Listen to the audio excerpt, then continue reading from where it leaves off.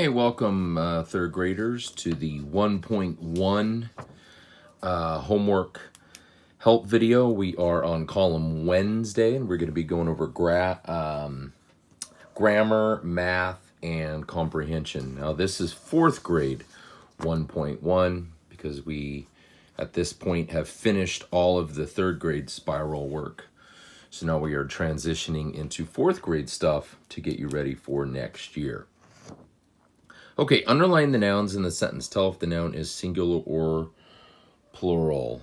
Okay, let's go through and underline the nouns first. So, moon is a noun. Thousands is actually a noun. That's a thing. Craters is a noun. And surface is a noun. Now we need to figure out whether these are singular or plural. So how many moon? We have one, singular. Thousands, plural. That's more than one. Craters is plural. And surface is singular. There's only one surface. Underline the verb in the sentence. Is it past, present, or future? Later tonight, she will look at the moon through a telescope. So will look. Look is the verb, the main verb. Will is the helping verb. Now the helping verb will tells you that this is a future verb because it's will look. So that's what the helping verb does. It tells you the tense or the time. So this is the future. Underline the adverb in the sentence. The moon slightly brightens the sky each night. Slightly is the adverb, and a lot of adverbs end in ly. A lot of adverbs end in ly because it's describing the brightening. It's describing how the brightening is done. Add a comma to correct this address. Teddy Burr, 30405 Lee Boulevard, Charleston, comma, West Virginia 25302. So you need a comma after the city. For example, if this was a Marietta address, it would be Marietta, comma, California 92563. Is this a simple, compound, or a complex sentence? While you were sleeping, I watched a movie. Okay, what we have here, you have an independent clause. You were sleeping. That is an independent clause. It can stand on its own. It makes sense. You were sleeping. Yes, it's got a subject and a verb. I watched a movie is also an independent clause. Look at that, can stand on its own. I watched a movie makes sense on its own. It has a subject I and a verb watched.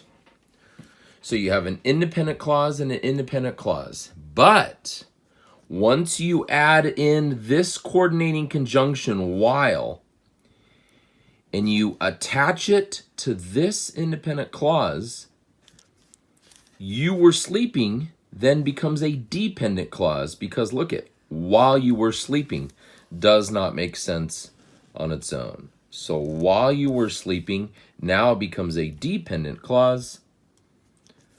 I watched a movie is still independent. So once again, you had independent and independent, but once you put while and attach it to this clause, it becomes dependent now because while you were sleeping does not make sense on its own. So if you have a dependent clause connected to an independent clause because of a conjunction, it is a complex sentence. Which is spelled correctly? I went to the store and bought some eggs. When should we use capital letters? Let's see, proper nouns. All proper nouns. Beginning of a sentence.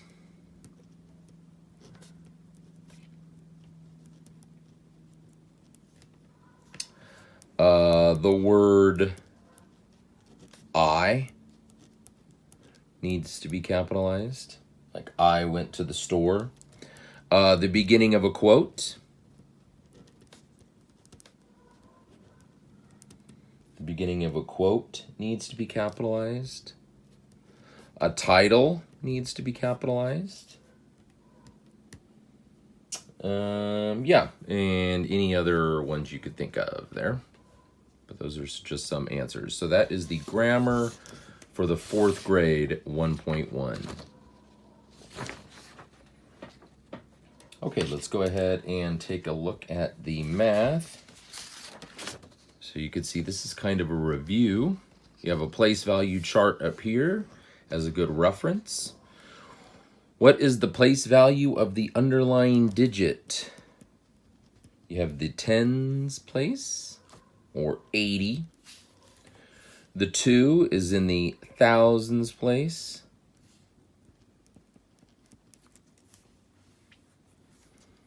Compare using the numbers. Okay, this one is bigger and that one's bigger.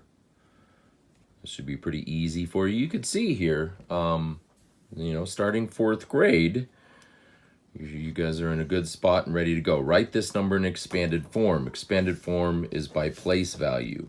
300 plus 50 plus 2. Find the sum. Now, I don't like the way they set this up here because that makes it harder to use the number line method, which you guys know I'm a fan of.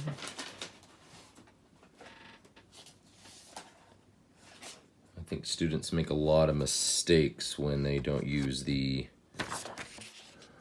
number line method. So what do we have here? We have 543 plus 688. And if you look at the next problem, which we can do on the same paper, is 856 minus 387. So we could do both of those here. Okay, so we're going to make our number line. We are at 543. We need to add 688. Okay, let's see here. I can add 600. I know I can do that in my head. 543 plus 600. 5 plus 6 is 1143. Because these are zeros, so you're just adding the hundreds place. And 6 plus 5 gives you 11. And then you just, 43 is the tens and the ones place. All right, so 1143, I've added 600. I need to add 88 more now. I don't know. I'm just going to add 20 at a time. 1163. 1183. So I've added 640.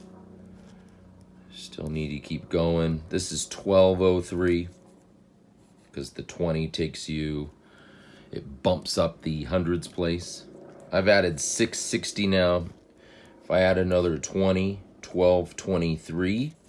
680, I just need to add 8 more. I'm going to add 7 because I know that takes me to 1230, which is a nice compatible friendly number. And then I just need to add 1 more, 1231. Okay, let's go and do the other one up here. 856, and we're subtracting 387. I'm going to subtract 300. Actually, I'm just going to subtract 356. 356 takes me to 500 because you're taking away the 56. Look at, you're taking away the 56, and then you're taking away. Then you're taking 300 away from the 800. So that takes you to 500. So I've subtracted 356. I need to subtract a little bit more. I'm just going to go 10 at a time. 490, that's 366. Another 10, 480. 376. Another 10, 470. I've added 356, 366, 376, 386. I just need to do 1 more. So that takes me to 469. So you can see how I use the number line method for an addition and a subtraction problem, slowly chipping away at it.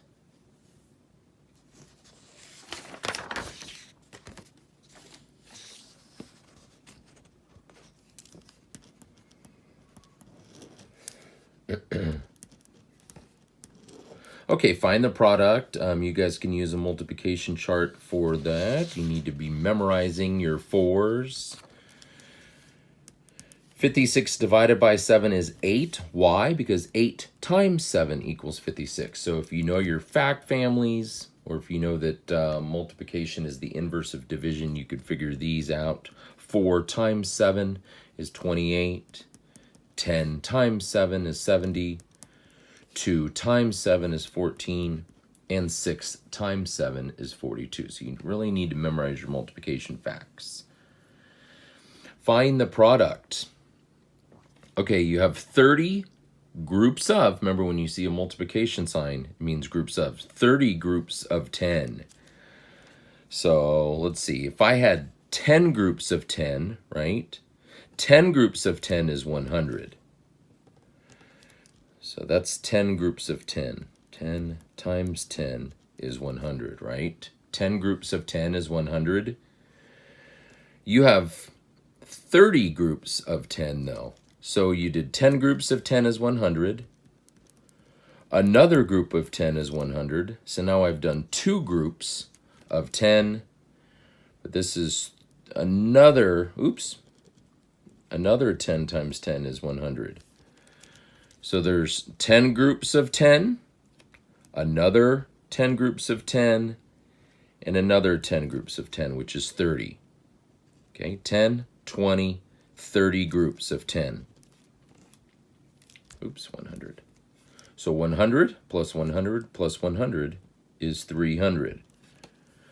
Now here's a little tip. You could see that you have 3 times 1 is 3, and then you just have 2 zeros. 1, 2. So 450 times 10 is going to be 45, because you have 45 times 1 and 2 zeros. 900 times 10. 900 times 1 is 900.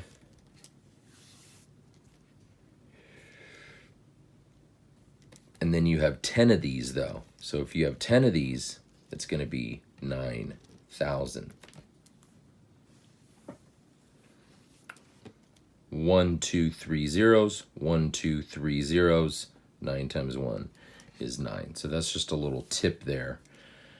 You could do the number times 1, and then you just count the number of zeros. Okay, hopefully that helps you with the math. Let's go ahead and take a look at the comprehension. Let's read the questions first.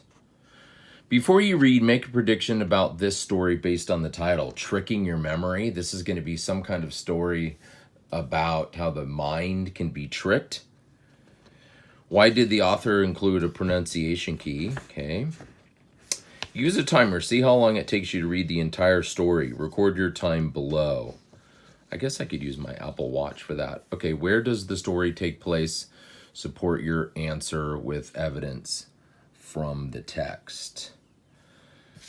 Okay, let's go ahead here. I'm going to set my timer to see how long it takes me to read this. Okay, I got my timer set on my Apple Watch. Tricking your memory. Here we go. During study time, Gina looked at her science notes and shook her head. How am I going to memorize the order of the planets in the solar system for Friday's quiz? I always get them mixed up. Don't ask me. I can't even remember my gym locker combination. And it's only 3 numbers, Edward complained. My older sister said she uses pneumonia devices to help her study. Why do I feel like I'm not saying that right? Pneumonia, said Raoul. What's a pneumonia device? Asked May. Isn't pneumonia a disease? How can that help? Asked Gina. I don't know. My sister got a cell phone call and was on it all night, so I never got to ask her, explained Raoul. I think Raoul means mnemonic. Yeah. Not pneumonia, offered Mrs. Jackson, the school librarian. She'd been shelving books nearby. Annette overheard their conversation. Mnemonic devices are memory tricks that help you remember information. Mnemonic. Yeah, but we're only fourth graders, not in high school like Raoul's sister. Mnemonic devices are probably too hard for kids your age, sighed Edward. Mrs. Jackson smiled. Actually, I bet you've been using mnemonic devices since you were toddlers.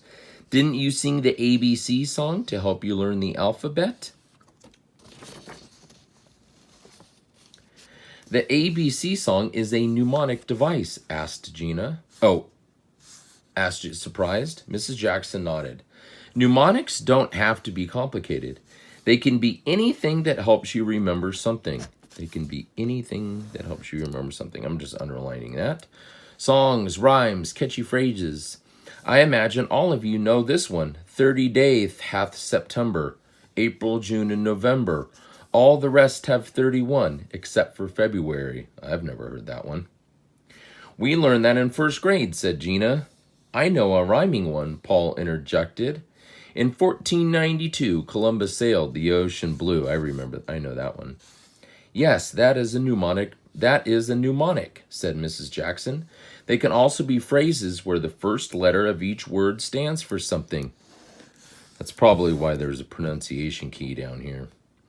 Are you familiar with any of those? I am, volunteered May.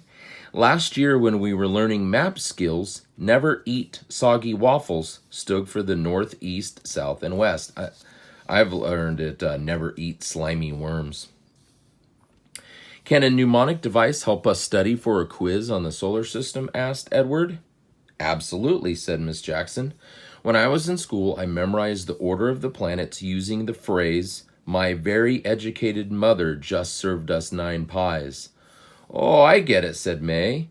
My is Mercury, very is Venus, educated is Earth, mother is Mars, just is Jupiter, served is Saturn, us is Uranus, 9 is Neptune, and pies is Pluto. But wait, said Raoul, we can't use that one. Pluto isn't classified as a planet anymore. No problem, said Gina confidently. We can come up with a new mnemonic device of our own. And then, helps you how to, pronunciation just means how you say a word. Oh, I gotta cancel my timer. Okay, so this took me 3 minutes 43. We'll just say 3:43. 3 minutes and 44 seconds. Mnemonic. Mnemonic. Pneumonia. Pneumonia. Mnemonic. Okay, I guess we did that one. You only have to do 2. Where does the story take place? The story takes place, in the library, right? Because the librarian overheard them talking.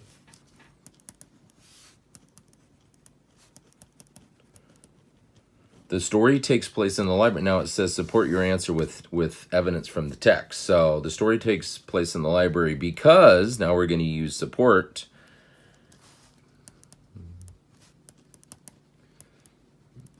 Because the librarian was, what was she doing? Wasn't she stocking shelves? She'd been shelving books nearby and overheard their conversation. Because the librarian was shelving books and overheard their conversation. Okay, so I did this one, I should probably do one more, though, because this one isn't really a question. Why did the author include a pronunciation key to help us say the words? And these words are kind of tricky. The author included a pronunciation key to help the reader say the words, pronounce the words. Okay, make sure you're using Copy QA here. See all the writing that I had to do before I even got to the answer. Okay, hopefully that helps you with the 1.1 comprehension, grammar, and math. Feel free to contact me if you have any questions.